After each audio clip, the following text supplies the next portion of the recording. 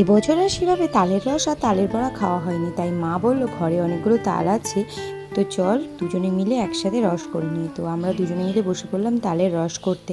তো বেশি করে জলের মধ্যে নিয়ে তালটাকে যদি কাঠটা বের করে নিই, তারপর ওটা ঝুলিয়ে রাখি, তো তিতাটাও বেরিয়ে যায় আর তোমার খেতেও টেস্টি হয়।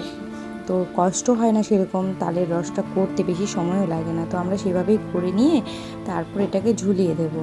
তো মার নতুন একটা শাড়ি ছিল, তো সেই শাড়িতেই তালের রসটা ঝুলিয়েছিলাম। এরপর তালের বড়া মানে সন্ধে পর্যন্ত রেখে সন্ধ্যের সময় তালের বড়া করার জন্য বসে পড়েছি। আর এদিকে দুধ জাল দেওয়া হচ্ছিলো, এদিকে তালের রস জন্য কাঠটাকে জাল দেওয়া হচ্ছিলো। মা বললো যে তুই করে নে। মা তালের রসটা করেছিল আর আমি তালের বড়াটুকু করে নিলাম। দেখো কতটা দুধ দিয়েছে, খেতে কিন্তু দারুণ হয়েছিল। তো ঘরে সেইভাবে নারকেল ছিল না, তাই নারকেল ছাড়াই করা হয়েছিল।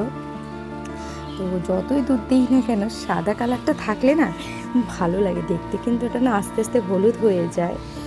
তো মাস পুরোভাবে সুন্দরভাবে দুধটা মিশিয়ে নিচ্ছিল। আর এদিকে সন্ধ্যের টিফিন চা বানিয়েছিল মা। আমি অতটা চা খেতে ভালোবাসি না, আমি চা খাই না শিলিগুড়িতে থাকলে। তো এখানে থাকলে মাঝে মধ্যে খাওয়া হয়। আর আমি এখানে তালের বড়া করার জন্য কাঠটা মেখে নিয়েছি, সব কিছু দিয়ে মা দিয়েছে মিশিয়ে। আমি সবটা মেখে নিয়েছি, কিনা কড়াই বসিয়ে দিয়েছি। এখন আমি এক এক করে তালের বড়াগুলো ভেজে নেব। তো দুটোই খেতে খুব টেস্টি হয়েছিল, তালের রস আর তালের বড়া। তো তো খেতে ভালোবাসে তালের বড়াটা তালের রসের থেকে। আর আমিও, আমার দুটোই ভালো লাগে, তালের রস তালের বড়া যাই বলো না কেন। বছরে না আমাদের কাছে দুবার তাল হয়, একবার পুজোর সময় তাল হয়। তো চলো আজকের ভিডিওটা এই পর্যন্ত, টাটা, দেখা হচ্ছে পরের ভিডিও।